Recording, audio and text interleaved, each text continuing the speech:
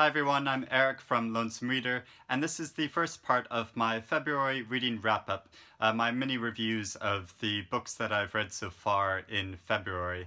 I hope you're having a good month so far and you had a good Valentine's Day. I don't know about you, but Valentine's Day is my favorite holiday of the year. I guess I'm just like a soppy old romantic, but I, spent so many years in my teenage years just sort of feeling like I was going to be alone and that nobody would love me. So to have a day when I can just express my love and be really open and happy and soppy and romantic is really wonderful to me. I had a good evening. My boyfriend and I went to see the film The Age of Innocence at the BFI South Bank, the adaptation of the beautiful Edith Wharton novel. And I was reminded of it that there's quite a funny scene when Archer is pining after the woman that he loves but can't be with, and the voiceover narrator remarks how even his monthly shipment of books from London couldn't cheer him up, and I just thought that was really funny. But I love that movie and Edith Wharton's books. So the fiction I read so far this month, I read two quite chunky novels and another novel, and I read some short stories in between as sort of like a relief from these big huge novels. When I'm reading a big long novel, I like to take a break every once in a while and read a short story just to, I don't know, dip into another kind of fictional world for a little while after being sunk into this really long narrative. By the way, in case you think I'm some sort of super reader, I did start some of these longer novels in January, so it's not like I read these books really quickly over 2 weeks. So the first novel I read was John Boyne's new novel, The Heart's Invisible Furies, and this is published by Doubleday. And I think it's so rare to come across a novel that doesn't just follow the progression of a fully rounded character, but also the transformation and development of an entire country. This epic novel is about the life of Cyril Avery, who was born out of wedlock to a woman who was banished from her local Irish village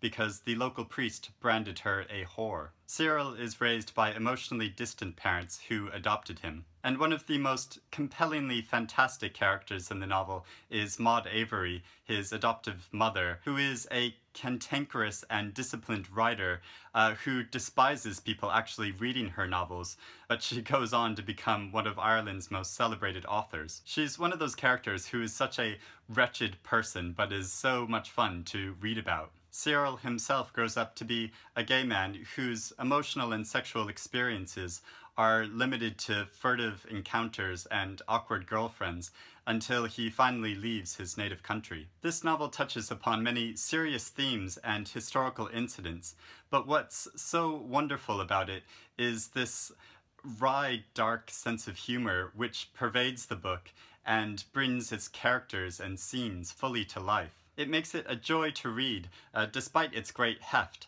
and this is a novel that really justifies its length because of the skillful way it describes the gradual progression of Ireland itself. The characters may feel like nothing ever changes in this country which is steeped in conservative Catholic traditions, but as readers we see how it does in fact evolve over the 70 years that it covers.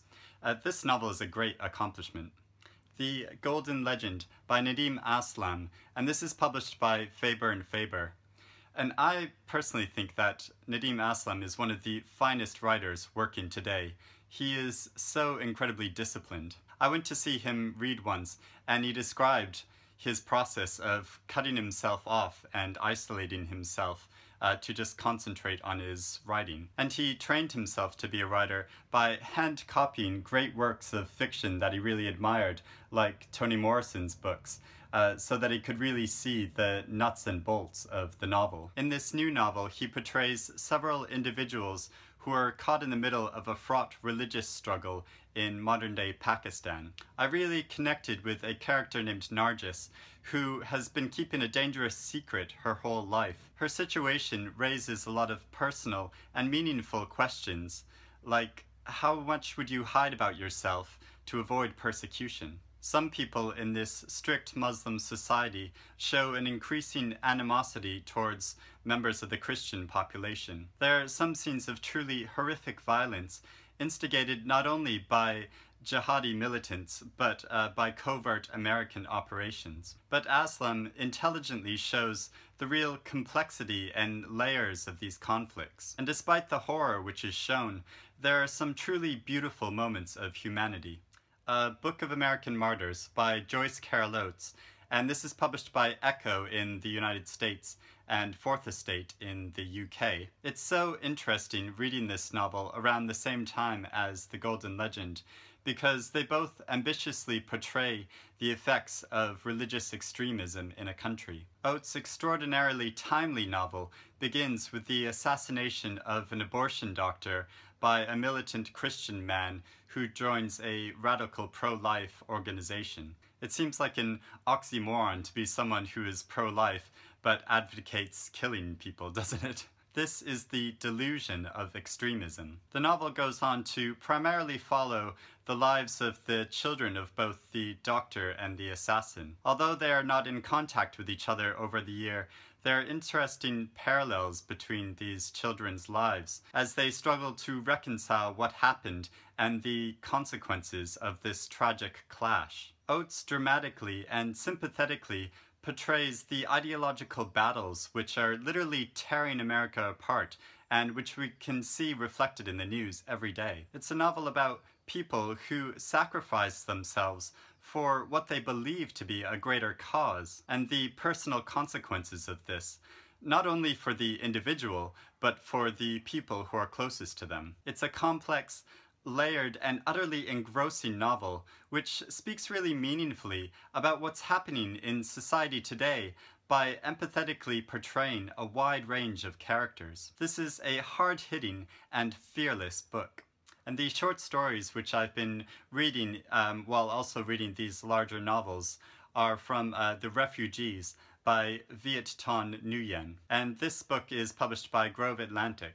And I haven't read this author's very successful award-winning novel, The Sympathizer, but after reading these stories, I'm really looking forward to it. All of the stories touch upon the Vietnamese immigrant experience in America. Many involve people who were directly affected by the Vietnamese War, or people who are still affected by it secondhand, based on the experiences of their parents. This often causes a clash in generations, like in the short story The Americans, where a former Air Force pilot locks horns with his daughter Claire, who settles in an entirely different culture. Or in Someone Else Besides You, about a regimental father who vandalizes the car of his son's ex-wife. But these stories also show a tremendously moving, fluid sense of identity where individuals are caught between their Vietnamese selves and their American selves. Nguyen shows this so artfully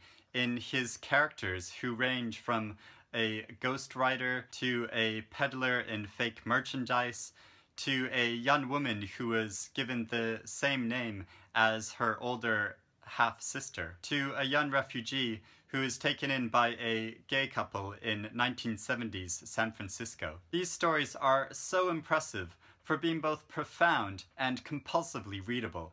And finally, I read Agnes Gray by Anne Bronte, and this rather fetching edition is published by Vintage Classics. I've never read any of the Brontes before, except for Jane Eyre, but I became really intrigued to try this after watching the BBC film To Walk Invisible about the Bronte sisters, which was so good. And a new biography of Anne Bronte was recently published, written by Samantha Ellis, who actually wrote the introduction to this edition of the novel. First, a word of warning.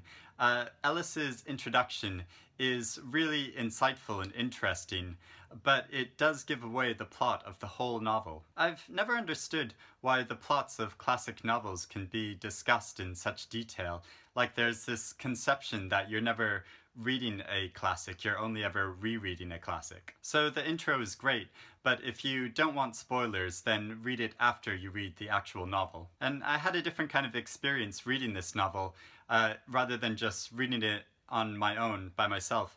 I read it aloud to my boyfriend, which I find gives like a totally different feeling to a novel. I think for this novel it really brought out some of the humor of it more. So Agnes comes from a humble family and is a curate's daughter. to earn some extra money for them, she goes to work as a governess for a couple of different families, and the novel follows her misadventures as she tries to take care of these really wretched and difficult and ungovernable children. Agnes is really pious and reserved. She seems to spend a lot of time just sitting and looking out windows. One of the best characters is an older charge of hers named Miss Murray, who is vain and selfish and chronically flirtatious, except when she's feeling charitable and goes to visit some of the local paupers in the village. Miss Murray is always chasing after men. There's an absolutely hilarious scene where she follows the tracks of a horse and feverishly imagines the gentleman that's riding that horse. But the novel on a whole enjoyably satirizes the middle-class families of the time. I think the cover of this is so beautiful. It depicts a scene in the novel, and this dog that you can see here is called Snap. So I'd really like to continue reading more of the Brontes after this. So that's what I've been reading so far this month. But what have you been reading? Let me know in the comments below. Also, if you want to know more of my thoughts about these books, click Show More, where you'll find links to my full reviews. Let me know your thoughts about the books, if you've read any of them, or which of them have really perked your interest. Also, let me know if you've read any Brontes other than Charlotte's Jane Eyre, and if so, which should I read next? So leave some comments below and let's have a chat. But thank you for watching, and I'll talk to you soon. Happy reading, everyone.